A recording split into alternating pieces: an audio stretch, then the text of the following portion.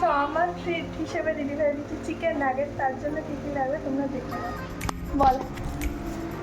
তো এখানে আমরা চিকেন নিয়ে নিয়েছি, এই যে তো এটা গোটা চিকেন, এটাকে একটু পেস্ট করে নিতে হবে।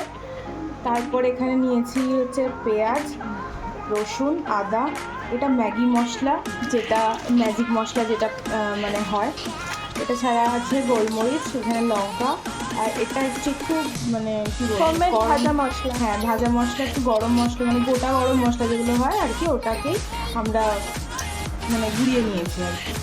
আর এটা হচ্ছে আদা। তো চলো এগুলো সব কিছু আগে লঙ্কা গুঁড়ো আর নুন। হ্যাঁ একটু লঙ্কা গুঁড়ো আর নুন আছে, তো এগুলো সব কিছু আগে পেস্ট করি। বা এটা আমরা এটাকে আলাদা পেস্ট করে নিচ্ছি। তো এটার মধ্যে মশলাগুলো নিয়ে নিয়েছি, কিন্তু চিকেনটার সাথে একটুখানি ব্রেড ক্রাম্পস করতে হবে, কারণ এটা তাহলে বাইন্ডিংটা ভালো হবে। তো এটার মধ্যে একটু ব্রেড ক্রাম্পস দিয়ে দিচ্ছি। চিকেন পেস্টের মধ্যে দিদিভাই একটুখানি দিয়ে দিয়েছে ব্রেড ক্রাম্পস, আর এই মশলাটা দিয়ে দিচ্ছি, যেটা পেস্ট করলাম যেটা পেস্ট করলাম সেটা দিয়ে দিলাম। এখানে নিয়ে নিয়েছি কর্ন স্টার্চ, জল দিয়ে এটাকে গুলিয়ে। এটাতে একটুখানি ডিম দিলে ভালো হতো, কিন্তু ডিম আপাতত আউট অফ স্টক ঘরে, তো তার জন্য একটুখানি কর্নস্টার্চই নিয়ে নিলাম, দেখি কেমন হয়। তো এটা আমি কর্ন স্টার্চের জলটা দিলাম, এবার এটাকে মেখে নিচ্ছে।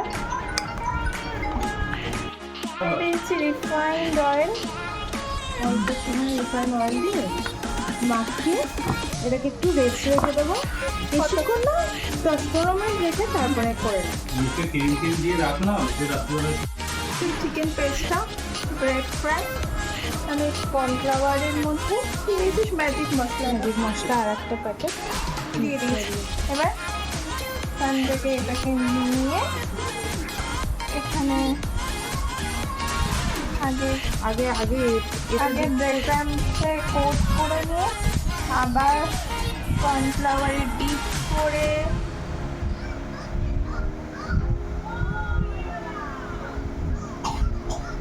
দেন আবার কোট করে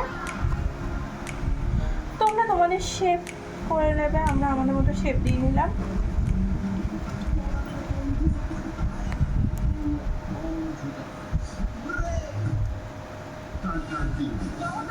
এবার আমাদের এখানে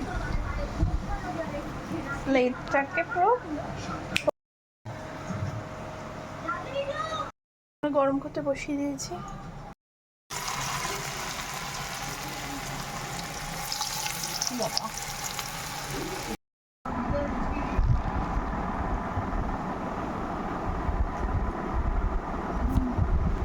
আমাকে করে দিয়েছে, আমি ওকে বলেছিলাম যে আমি চিকেন নাগেটস খাবো, তো আমাকে করে দিয়েছে, একটা টেস্ট করে দেখা যাক কেমন আছে।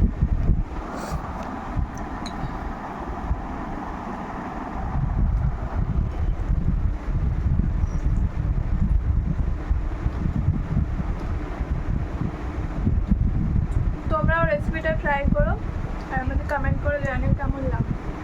টাটা।